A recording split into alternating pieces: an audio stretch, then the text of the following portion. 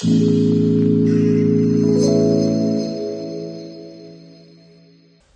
everyone, and welcome back to another video from The Ingenious Engineer.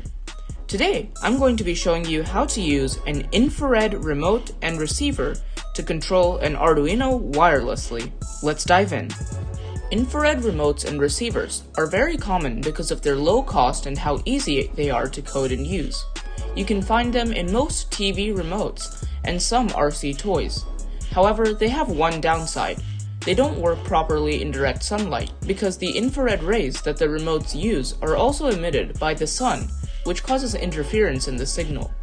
But still, they are great for most DIY Arduino projects. The infrared receiver I'm going to be using is included in the Arduino Elegoo starter kit. It has 3 pins like most other infrared receivers. The right pin is the ground pin, the middle one is the VCC pin, which is connected to 5 volts, and the left pin is the data pin, which will send data from the remote to the Arduino. Here's the circuit diagram to connect the infrared receiver to the Arduino. Here's the code for the IR receiver. The goal is to be able to use the remote's power button to turn on the onboard LED on the Arduino Nano and off the LED with the 0 button.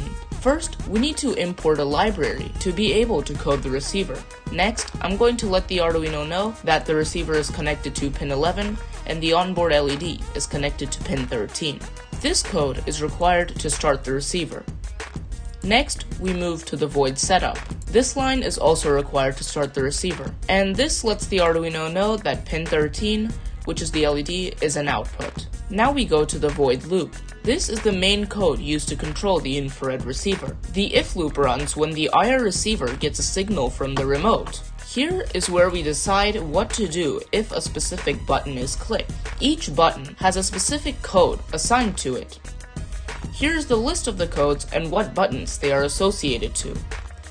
This code here is for the power button. Therefore, we are telling the Arduino to run this section of code if the power button code is received from the remote.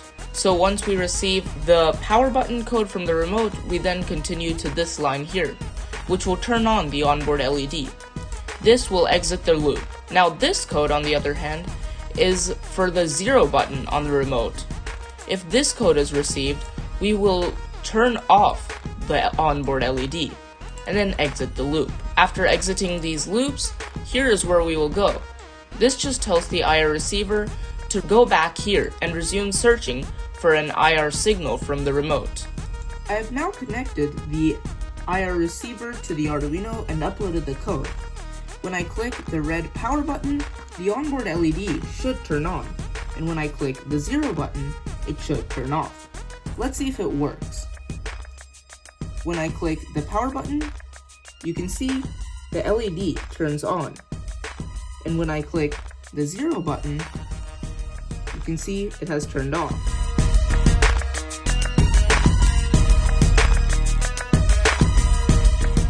You have to make sure that the remote is always pointing directly at the IR receiver, or else it won't work.